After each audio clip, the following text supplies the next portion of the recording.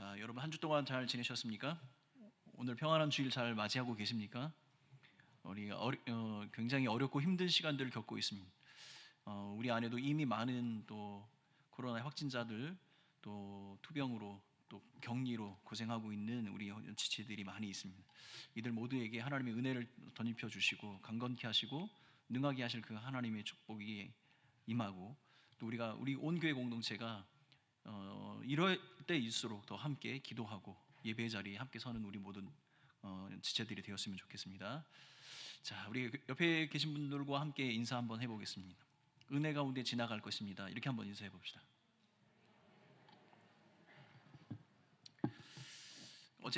오늘 아침에 어떤 한 집사님과 이런 이야기를 나눴습니다. 만약에 우리가 1년 전에 아니면 6개월 전에 이와 같은 상황이었으면 우리 교회는 어떤 모습이었을까, 이런 생각을 해보았습니다. 아마도 지금 우리가 이렇게 예배를 드리고 있는 것이 불가능한 상태였겠지요. 자, 하나님께서 조금씩 이러한 어려움 가운데서 돌파구를 열어주시고, 또 우리의 견고한 믿음을 사용하여 주셔서 공동체와 우리 사랑방을 세워 가실 것입니다. 은혜 가운데 이 모든 시간들이 지나감을 기억하며 승리하는 우리 성도들이 되시길 간절히 바라겠습니다. 자, 지난주 수요일 날 저에게는 아주 특별한 일이 있었습니다. 투표를 먼저 하고 이제 쉬고 있는데, 저랑 아주 특별한 관계에 있는 한 자매가 아들을 낳았다고, 이제 출산을 했다고 연락이 왔습니다. 이 자매는 저희가 선교지에 있을 때 저희 가정에 방문해서 한 달을 머물면서 저희 가정을 함께 도와주었던 그런 자매입니다. 그 당시 저희는 이제 둘째를 갓 출산한 상태여가지고 아무래도 소홀하게 된 첫째를 누군가 도와주었으면 좋겠다고 생각했을 때 이 자매가 자원해서 저희 가정에 와주었고, 저에게는 동생과 같고, 우리 아내에게는 또 여동생과 같고, 또 우리 첫째에게는 이모 같은 그런 역할들을 해 주었습니다. 참 고마운 친구입니다. 한국에 돌아와서도 저희가 빈자리, 저희 부모님들 명절 때마다 찾아가서 인사도 드리기도 하고, 제가 한국에 돌아왔을 때는 매년마다 스승의 날이 되면 꽃을 가지고 와서 저에게 축복을 나눠주고, 그렇게 사랑을 나눠줬던 좋은 친구입니다. 동생 같고, 또 그렇게 어리게만 봤던 그 자매가 이제 가정을 이루고 어머니가 되었다는 그 사실이 굉장히 색다른 느낌, 그런 감격스러운 시간들이었습니다. 굉장히 신기했습니다. 아마도 우리 자녀가 결혼하게 되면 그런 느낌을 갖겠죠. 이 자매의 가정이 또 믿음의 가정으로 견고하게 잘 서기를 간절히 기도하고 있습니다. 그런데 곰곰이 생각해 보았습니다. 그 자매와 우리의 가정과 이런 특별한 관계를 유지할 만한 특별한 이유가 없습니다. 어렸을 때부터 같이 지냈던 것도 아니고, 또 그 자매와 함께 사역을 했던 것도 아니고, 그렇게 잠시 스쳐가는 그런 인연일 수밖에 없을 거라고 생각을 했는데, 지금까지 10몇 년을 같이 그런 관계 속에 있었다는 것이 굉장히 신기하기도 하고 고맙기도 하고 그렇습니다. 따지고 보면 여러분, 우리 이 자리에 앉아 있는 우리 모두도 이러한 모습이 아닐까, 이런 생각을 합니다. 여러분, 대부분의 어떤 종교, 신앙을 가지고 있는 사람들의 그들의 모습을 살펴보면, 그들은 인간의 대표인 나와 다른 전혀 신적인 존재와의 관계에 집중을 합니다. 그런데 우리 기독교는 특별하게도 하나님과 나와의 관계도 되게 중요하지만, 나와 함께 하는 사람들, 함께 하나님을 섬기는 이 사람들과의 관계를 또 굉장히 중요하게 생각을 합니다. 우리는 예수를 믿는 그 믿음으로 말미암아 생면부지의 사람들을 가족 같은 그런 마음으로 받아들이게 되고, 그 가족 같은 관계를 유지하기 위해서 굉장히 많은 에너지를 쏟고 있습니다. 교회 바깥의 사람들은 이러한 모습들이 굉장히 생소하기도 하고 부담스럽게 생각이 되기도 합니다. 그런데 이러한 관계가 왜 우리에게 중요한가, 이 의미를 깨닫게 된다면 오히려 그들은 이것을 굉장히 또 신기해하고 매력을 느끼게 되는 부분이기도 하죠. 한때 우리 기독교 개신교는 1000만 성도를 바라보는 때가 있었습니다. 개신교의 성도들의 숫자가 점점 줄고 있는 추세가 그런 것이 사실입니다. 그래서 더욱 우려가 되는 것은 무엇이냐면, 그리스도인임에도 불구하고 그가 섬기는 교회의 공동체와 그 안에 있는 사람들과의 이 교제의 거리를 좁히지 않고, 그렇게 홀로 신앙생활을 하는 사람들의 비율이 점점점 늘어나고 있다는 것이 더 큰 문제가 되는 것 같습니다. 여기에는 다양한 원인들이 있습니다. 교회와 교회 공동체가 그들에게 어떤 모든 필요를 다 채워줄 수 없다는 것이 원인일 수도 있고, 어쩌면 바쁘고 지친 현대인의 라이프 스타일상 그것이 어려운 일이 될 수도 있을 겁니다. 그리고 함께 모여서 자신을 드러내고 이야기하는 것, 그것에 대한 어려움을 가지고 있는 사람들이 이 팽배한 개인주의 문화 속에 점점점 늘어나고 있는 것이 사실이죠. 근데 여러분, 이것이 우리 교회와 우리 사랑방과 사랑방도 예외는 아니라는 사실입니다. 여러분, 우리가 지난주 사랑방 개강을 했습니다. 여러분, 한 주 동안 여러분의 사랑방에서는 어떤 일이 있었나요? 여러분의 사랑방에서는 어떠한 일들, 어떠한 관계가 이루어졌습니다. 오늘 우리가 이 베드로전서 이 본문을 통해서 우리가 생각하고 우리 사랑방 안에서 추구해야 할 인간적인 관계, 우리가 사명과 하나님께서 우리에게 주신 그 부르심을 떠나서 이 인간적인 관계는 어떠해야 하는지 한번 살펴보고자 합니다. 베드로는 이 베드로전서를 기록하면서 흩어져 있는 나그네라고 하면서 여러 유대인과 이방인 가운데 있었던 교회, 그리고 성도들에게 이 편지를 쓰고 있습니다. 그리고 오늘 4장의 이 본문의 배경을 살펴보면 특별하게 성도들이 깨어 있어야 하고 근신해야 하며 비상한 모습으로 살아가야 할 것에 대한 이야기를 합니다. 평상시와 같지 않고 이것이 아주 특별하게 여러분들이 지금 신경 써서 이것을 생각하고 감당해야 합니다라고 지금 말하고 있는 것이죠. 만물의 마지막 때가 가까웠다, 이렇게 얘기합니다. 보통 평상시 이렇게 얘기하지는 않죠. 이것은 굉장히 특별한 강조점을 우리에게 주고 있는 겁니다. 그리고 말합니다. 정신을 차려라, 근신하고 기도하라, 이렇게 이야기합니다. 그냥 평범하게 살아서는 안 되고, 여러분들이 지금 이 땅에서 나그네로 살아가며 하나님 나라가 곧 이루어질 그것을 바라본다면 여러분이 지금 이것을 기억하고 신경 쓰며 살아가야 합니다라고 이야기를 하면서 오늘 본문을 통해서 우리의 관계 속에서 추구해야 할 3가지 중요한 가치를 이야기를 해주고 있습니다. 그것은 사랑하라라는 것이고, 그리고 대접하라, 봉사하라는 것입니다. 그런데 여러분, 이 베드로가 말하고 있는 이 교훈에서 우리 한 가지 짚어볼 게 있다면, 우리가 사랑하고 대접하고 봉사하라라고 말하면서 그 앞에 서로라는 단어를 사용하고 있다는 겁니다. 이것은 서로 사랑해야 하는 것이고, 서로 대접해야 하는 것이고, 서로 봉사하는 것이다 라고 이야기하는 겁니다. 이것은 어떤 직분을 맡은 사람이나 섬김이만 이것을 감당하는 것이 아니고, 장로님이나 권사님만 하는 것이 아니라 우리 모든 공동체의 한 일원이라면 우리가 다 같이 함께 이 일들을 가치롭게 여기며 감당해야 한다라고 가르쳐주고 있는 것이죠. 이 3가지를 순서대로 한번 살펴보도록 하겠습니다. 첫 번째는 서로 사랑하라라는 거 말씀하고 있습니다. 8절 말씀입니다. 무엇보다도, 우리 같이 한번 읽겠습니다. 8절 같이 함께 읽겠습니다. 시작. 무엇보다도 뜨겁게 서로 사랑할지니 사랑은 허다한 죄를 덮느니라.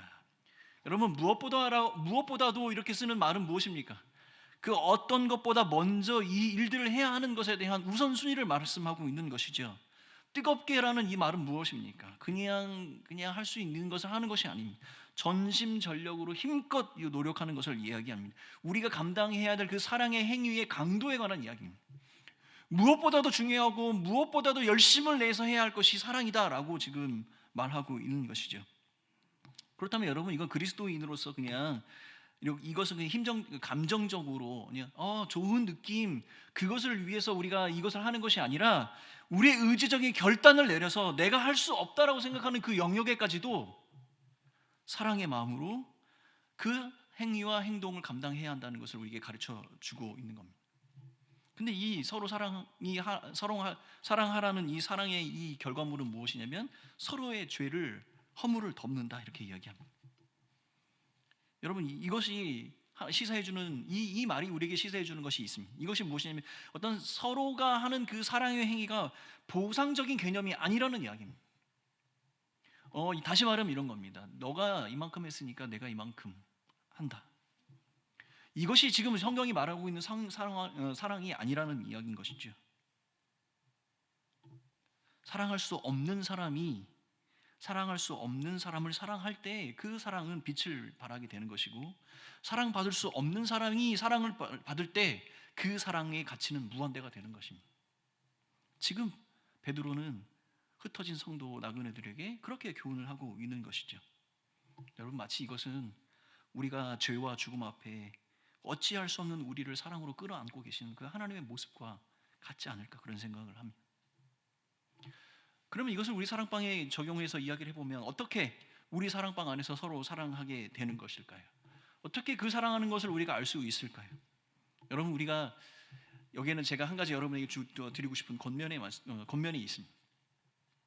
여러분, 성경 예수님께서 그렇게 말씀하셨죠. 나무는 그 열매를 보고 판단을 하는 겁니다. 이 사랑방이 사랑을 하고 있는가, 사랑하지 않고 있는가, 그것은 열매를 보면 알 수 있습니다. 어떤 열매를 맺어야 합니까?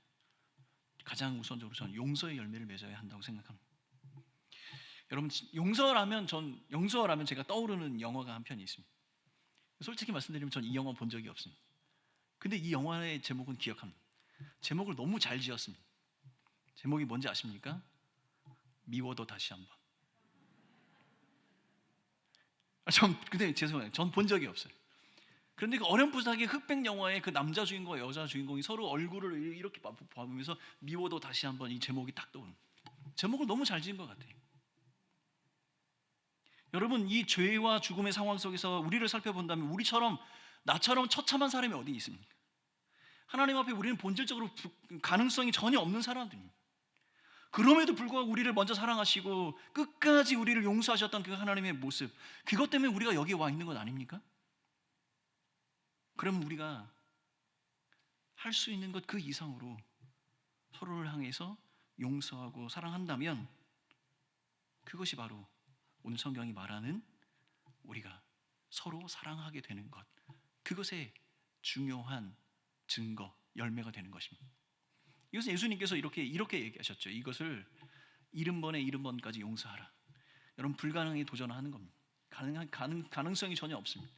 그런데 가능성이 전혀 없는 저를 구원하셨던 그 하나님, 가능성이 전혀 없는 저를 용서하셨던 그 하나님 때문에 우리가 여기에 와 있는 것 아닙니까? 이것이 우리 사랑방 안에서, 우리의 관계 속에서 우리가 생각해 보아야 할 중요한 가치, 우리가 추구해야 할 중요한 가치라고 생각합니다. 우리 서로를 용서하며 서로 사랑하는 것을 우리 삶의 증거로, 우리 사랑방의 열매의 증거로 삼는 여러분들이 되시기를 간절히 바라겠습니다. 어떻게 용서할 수 있습니까? 용서할 수 있는 방법은 용서하는 것뿐입니다. 다른 것으로 대체가 안 됩니다. 여러분, 사랑방 개편이 있었습니다. 개편을 했다는 이야기는 어떻게 하면 잘 모일까 고민하면서 마음 맞는 사람들끼리, 좋은 사람들끼리 모아주고자, 이런 거지 아니었습니까? 그런데 그렇게 지나고 한 학기가 지나니까 그 가운데서도 누가 힘들어요, 어려워요, 이런 얘기가 나옵니다. 그러면 어떻게 해야 합니까? 또 개편을 해야 하나요? 그럼 여러분, 누구와 사랑방을 하고 싶으십니까? 용서하는 겁니다. 사랑하는 겁니다. 용서와 사랑이 없는 사랑방은 어떠한 사람이 모여도, 어떠한 사람이 함께해도 힘들고 어려울 것입니다. 하나님이 나를 사랑하고 용서했던 것처럼 용서하셨던 그것을 바라보며 서로 사랑하고 용서하는 그런 사랑방의 모습이 되었으면 좋겠습니다. 두 번째는 무엇이냐면 서로 대접하라. 9절 맞습니다. 함께 읽겠습니다. 큰 소리로 읽겠습니다. 시작. 서로 대접하기를 원망 없이 하고. 여러분, 이 대접하다라는 이 단어가 헬라어의 문자적인 뜻에는 이런 의미가 포함이 되어져 있습니다. 나그네에게 사랑을 베푸는 것. 나그네에게 사랑을 베푼다는 의미는 무엇이냐면 잠자리와 먹을 것이 필요한 사람에게 그 필요에 맞추어서 그 사람의 그 필요를 채워주는 겁니다. 필요함이 있는 사람에게 그 필요가 맞아질 때 그것을 대접한다, 이렇게 얘기하는 겁니다. 여러분, 자녀 양육에 어려움을 겪고 있는 자매들이 있습니다. 그 자매들과 함께 기도하면서 그 자녀의 이름을 불러가면서 기도해 주는 것, 그것이 여러분 대접하는 겁니다. 여러분, 환우들에게 그 죽음의 고통과 질병의 고통 가운데에서도 어떻게 평강의 마음을 유지하며 하나님의 은혜를 덧입는지, 어떻게 하나님께서 그들의 삶 가운데 역사하시는지, 그것을 이야기하고 함께 그 고통을 나눠주는 것, 그것이 바로 대접하는 것입니다. 깨어진 관계와 아픔 속에 있는 사람들에게 함께 울어주고 그 관계를 위해서 대신 마음 아파주고, 그렇게 하는 것이 바로 그 대접이 되는 겁니다. 우리가 알고 있는 선교지와 미자립 교회, 그리고 성도들이 가정에 재정적인 필요가 있습니다. 조심스럽게 말씀드립니다. 기꺼이 나누고 베풀어 주셨으면 좋겠습니다. 돌려받을 마음 없이 하나님께서 내게 주신 그 은혜를 거저 그렇게 나누어 줄 때 그것이 바로 대접이 되는 것입니다. 서로 대접하라고 했습니다. 받는 사람은 받아서 기분 좋지만 그 받은 사람은 또 나누어서 또 기분 좋은 것이 바로 서로 대접하는 겁니다. 관심과 격려를 나누고 아픔을 끌어안고 마치 내가 아픈 것처럼 내가 힘든 것처럼 그 마음을 함께 쏟아주는 것, 그것이 바로 대접하는 것입니다. 실제적인 필요를 채우기 위해서 노력을 하는 것입니다. 함께 밥을 먹어주고 함께 커피를 마셔주고 생일을 챙겨주고 그들의 외모의 변화를 민감하게 받아주고 자녀들의 성장에 관심을 가져주고 그들의 고통과 그 가족의 즐거움을 함께 참여해주고, 이것이 바로 대접하는 것입니다. 제가 고양시에 있는 한 교회에 사랑방 모임 탐방을 갔습니다. 그 모임이, 여러분 사랑방 모임 탐방 그러면 어떻습니까? 분위기가 갔다 오신 분들 있죠. 지구촌교회에서 하는 그런, 여러분 탐방을 받을 준비가 되어 있다는 얘기는 얼마나 많은 그들이 준비가 되어 있겠습니까? 앞에 여러 순서들은 이렇게 다 짜여진 각본대로 가겠지요. 뭐 이렇게 하시고 이렇게 하시고 뭐 아주 그런 분위기였습니다. 아주 좋은 분위기였습니다. 뭐 이렇게도 하시는구나. 그런데 누군가 띵동 문을 열었습니다. 근데 그 띵동 문을 열고 들어온 사람이 누구였냐면 그 집의 아들이었습니다. 그 집의 아들이었는데 이 고3짜리였는데 얘가 다리가 부러져서 그날 그 전날 기부스를 하고 오늘은 사랑방 모임을 하니 밖에 나가 있어라 했는데 얘가 참지 못하고 미리 들어온 겁니다. 그러니까 이제 사랑방 모임을 할 수가 없게 되는 거죠. 그 순간. 근데 저는 그 순간에 그 사랑방의 진면목을 봤습니다. 모두가 야, 너 어제 기부스 했다며? 너 어디 농구하다 다쳤다며? 너 지금 고3인데 네 성적이 지난달 시험이 어떻게 됐다며? 네가 지금 기도하고 있는 네 진로가 이렇다며? 모든 사랑방의 식구가 그 한 아이의 모든 것을 알고 있는 겁니다. 그래서 제가 이것은 연습하지 않았을 텐데, 이것은 준비하지 않았을 텐데, 그들의 평상시의 삶이 거기에 나오는 겁니다. 그들의 가족의 슬픔과 아픔들이 내 것이 되는 것이고 그들의 자녀들의 진로가 나의 기도 제목이 되는 겁니다. 저는 여기서 서로 대접하고 서로 받아주고 이해하고 격려하기 위해 애쓰고 힘쓰는 사람들의 모습을 발견할 수 있었습니다. 사랑하는 성도 여러분, 우리가 무엇인가 대접하고 나누는 것은 있는 사람만이 할 수 있다고 그렇게 생각하면 아무도 감당이 안 됩니다. 그런데 내가 마음을 나눠주고 그들의 자녀를 품을 수 있고 그들의 아픔과 고통을 품으며 함께 그 길에 서주는 것, 이것이 바로 그들의 필요에 맞추어 내가 할 수 있는 것을 나누는 것, 이것이 바로 대접함이 아닌가 그렇게 생각합니다. 그래서 여러분, 이번 한 주 동안 여러분 사랑방에 여러분에게 미션을 하나 드리겠습니다. 이것은 반드시 꼭 하셔야 됩니다. 어찌하든지 이 일은 꼭 실천하셔야 됩니다. 여러분, 현대를 살아가는 우리가 가장 아끼는 것이 무엇입니까? 무엇이죠? 시간입니다. 시간. 여러분, 이번 한 주간은 무조건 시간을 내십시오. 여러분의 사랑방 식구들에게 시간을 내셔서 어찌하든지 미루지 마시고 그들을 만나기 위해서 힘쓰는 여러분들이 되셨으면 좋겠습니다. 반드시 꼭 그들을 만나십시오. 내가 너무 바빠서 시간을 낼 수 없다면, 내가 바빠서 낼 수 없는 그 시간을 내서 그들을 만나준다면 그것만큼 큰 축복이 어디 있겠습니까?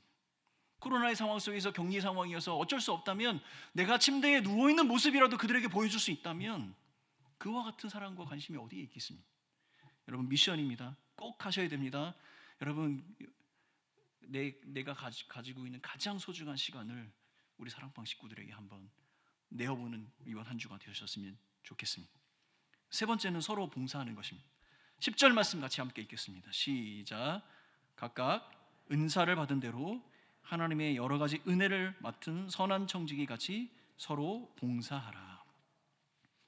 여러분, 이 봉사하다는 이 단어는 디아코네오라는 그 단어를 사용했는데, 이것은 어떤 인격적으로 서로 사람들 관계 속에서 서로에게 하는 행동을 이야기합니다. 예를 들자면 이런 겁니다. 음식을 먹을 수 있도록 배려하는 것, 가족을 돌봐주는 것, 그리고 서로를 위해서 힘든 일들을 함께 하는 것, 이것을 봉사한다 이렇게 이야기합니다. 근데 여러분, 베드로가 지금 이 편지를 쓰고 있을 때 이 편지를 읽는 사람들의 문화 속에서는 사실 이 봉사라는 단어는 그렇게 익숙한 단어가 아닙니다.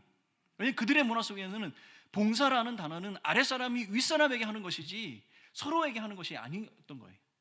그런데 지금 베드로는 이 성도들에게 서로에게 그런 봉사를 하도록 이렇게 이야기를 하고 있는 겁니다.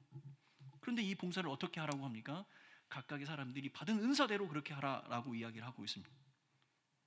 그러므로 하나님께서 여러분에게 주신 각각의 은사가 있는데 그 은사를 자랑할 필요가 없는 것이, 우리는 각각 다른 사람에게 다양한 그런 은사가 허락되었지만 한 가지 목적을 위해서 그 은사를 주셨다는 겁니다. 무엇을 하기 위해서요? 봉사를 하기 위해서. 이 봉사는요, 나의 사랑방 식구들을 위해서, 내가 섬기는 이 교회 공동체를 위해서, 내가 하나님의 교회와 몸된 교회를 세워가기 위해서 쓰임받는 그 재료가 되는 것입니다. 개강을 앞두고요, 여러분, 제가 섬김들에게 막 물어봅니다. 힘드시죠? 그러면 어떤 대답이 오는지 아십니까? 열이면 11명. 이런 이야기는 100%가 다 그렇다는 이야기입니다. 힘들어요, 어려워요. 나 스트레스가 이만저만이 아니에요. 왜 그럴까요?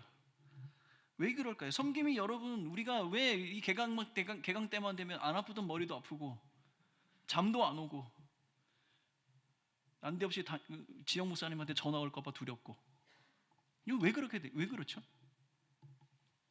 섬김 여러분, 한 가지만 기억합시다.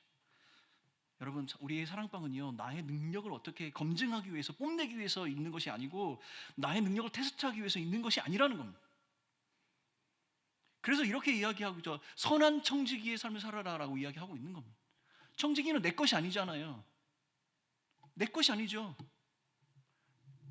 하나님께서 내게 맡겨주신 그 사랑방을 충성스러움과 이 헌신으로 그 최선을 다하고 그 결과를 주인께 맡길 때에 그 주인이 그것을 이루어 가신다는 것입니다.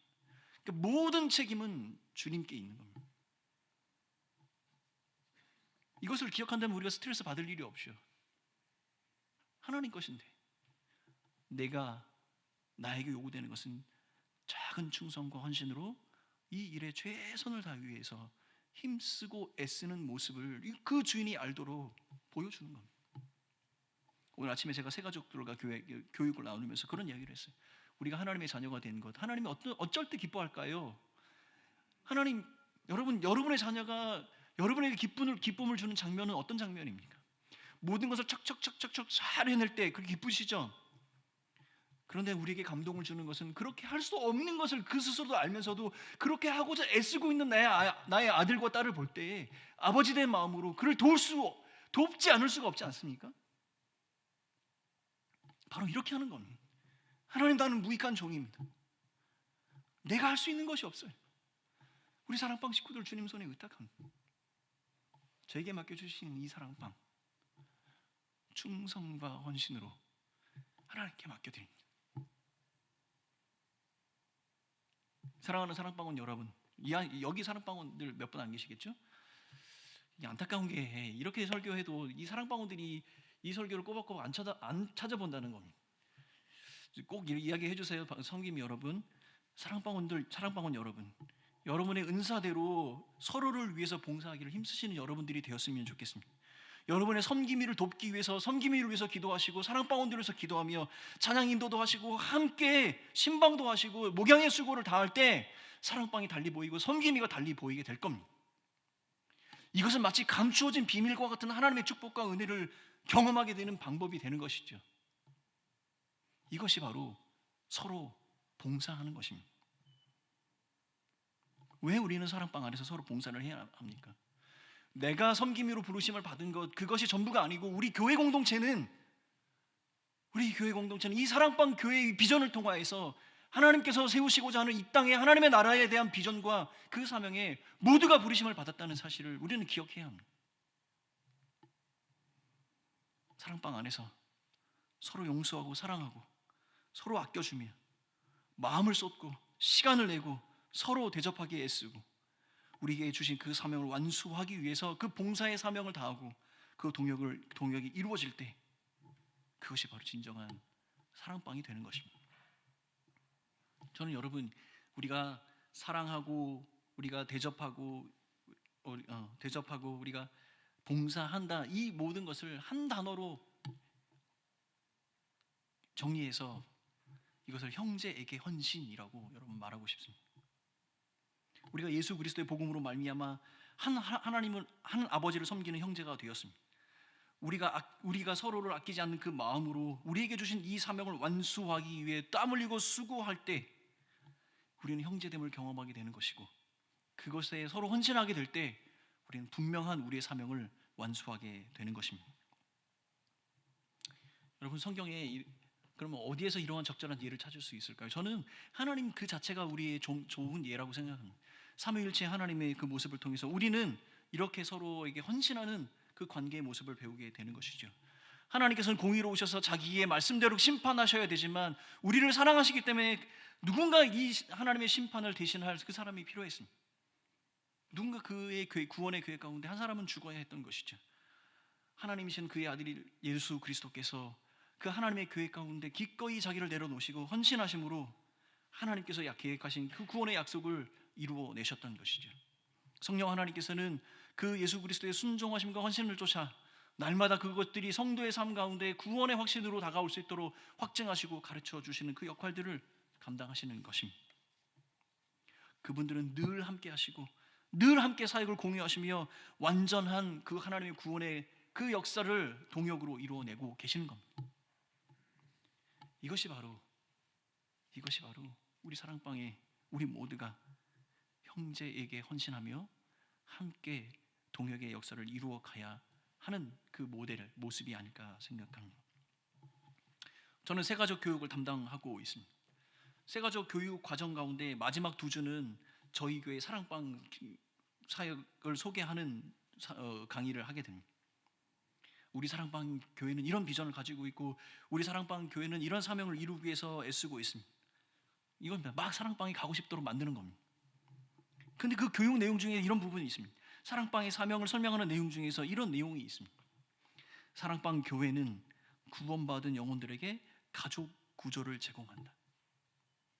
근데 더 나아가서 여러분 요거 그 강의를 좀 더 해도 보면 우리는 가족 같은 구조를, 공동체를 제공하는 것이 아니라 우리 스스로가 가족이다 이렇게 이야기합니다. 근데 여러분 이걸 가르칠 때마다 제 마음이 멈칫멈칫합니다. 그리고 스스로 되묻습니다. 과연 우리 교회 공동체는 우리가 가족이 되고 있는가? 우리 사랑방은 정말 한 형제됨을 이루고 가고 있는가? 그 한 형제됨으로 우리에게 주신 그 사명을 완수하고 있는가? 사랑하는 성도 여러분, 예수 그리스도로 말미암아 하나님이 우리 아버지가 되심을 우리가 고백한 우리 모두는 그 복음으로 말미암아 한 형제가 되었음을 기억하며, 또한 동일한 우리가 서로 사랑하고 서로 대접하며 서로 봉사하는 그 사랑방 관계 안에서의 그 축복을 누리며 나라는 장벽을 허물고 하나님께서 우리 공동체, 우리 사랑방을 사용하시는 놀라운 경험들이 이 새 학기에 여러분의 사랑방 가운데 이루어지길 간절히 축원합니다. 또한 우리가 한 가지 기억해야 할 것은 이것이 하나님께서 우리에게 섬김이로 마을장으로 우리에게 주신 사명 가운데 우리를 통해 또한 그러한 사람들이 일어나는 것을 하나님께서 기뻐하신다는 사실을 기억하는 여러분들이 되었으면 좋겠습니다. 내가 기도하는 것처럼 나의 사랑방의 식구들이 한 목소리로 기도하고 내가 아파하는 것처럼 그들도 함께 아파하며 한 마음, 한 기쁨, 한 사명으로 하나 되는 그런 사랑방, 내가 형제에게 헌신한 것처럼 그들도 그들의 형제에게, 우리에게 헌신하는 그러한 믿음의 사랑방들이 되시기를 예수님의 이름으로 축원합니다. 이것이 우리의 기도 제목이고 우리가 나아가야 할 방향이라고 생각합니다. 사랑하는 성도, 우리 성김이 여러분, 개강이 한 주가 지나갔습니다. 한 주가 지나갔던 이야기는 방학이 한 주가 가까워졌다는 얘기죠. 이번 한 학기